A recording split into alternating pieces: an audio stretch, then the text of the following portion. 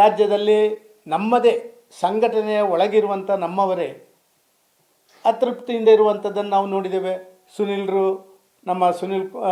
ನಮ್ಮ general secretary ಅವರು ನನ್ನನ್ನು ದಯವಿಟ್ಟು ರಿಲೀವ್ ಮಾಡಿ ಅಂತ ಅಧ್ಯಕ್ಷರಲ್ಲಿ ಕೇಳುವಂಥದ್ದು ಮಾಧ್ಯಮದಲ್ಲಿ ಬಂದದನ್ನು ನಾವು ಕಂಡಿದ್ದೇವೆ.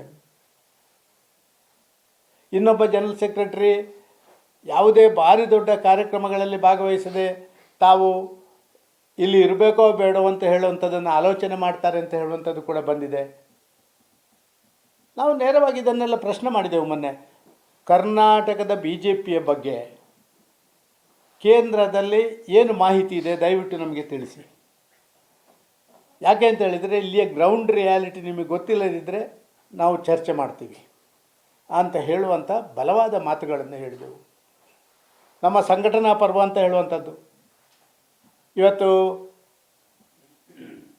ಸುಮಾರು 75 ಲಕ್ಷ ಮೆಂಬರ್ಶಿಪ್ ಆಗಿದೆ ಅಂತ ನಮಗೆ ವರದಿಗಳಿದ್ದಾವೆ. ನಾವು ವಾರಿ 75 ಲಕ್ಷ ಮೆಂಬರ್ಗಳನ್ನು ಮಾಡಿಕೊಂಡ್ರು ಅಂತ ಹೇಳಿದರೆ ಆ ಮೆಂಬರ್ ಆದವರೆಲ್ಲರೂ ಕೂಡ ಮೋದಿಯವರು ಈ ದೇಶಕ್ಕೆ ಬೇಕು, ಅದಕ್ಕಾಗಿ ಈ ಪಾರ್ಟಿಯಲ್ಲಿ ನಾನು ಇರಬೇಕು ಅಂತ ಮಾಡಿದ್ದಾರೆ ಹೊರತು ಕರ್ನಾಟಕದ BJP ಭಾರಿ ಚೆನ್ನಾಗಿದೆ ಅಂತ ಹೇಳಿ ಅವರೇನು ಮೆಂಬರ್ ಆದವರಲ್ಲ.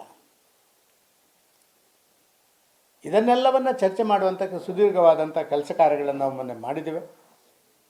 ಒಂದಷ್ಟು ಮಾಹಿತಿಗಳು ಲಭ್ಯ ಆಗಿದೆ, ಒಂದಷ್ಟು ಮಾಹಿತಿಗಳನ್ನು ನಾವು ನೇರವಾಗಿ ಕೊಟ್ಟಿದ್ದೀವಿ. ಇದರ ಆಧಾರದಲ್ಲಿ ನಡಿಬೇಕು ಅಂತ ಹೇಳಿದ್ದೀವಿ.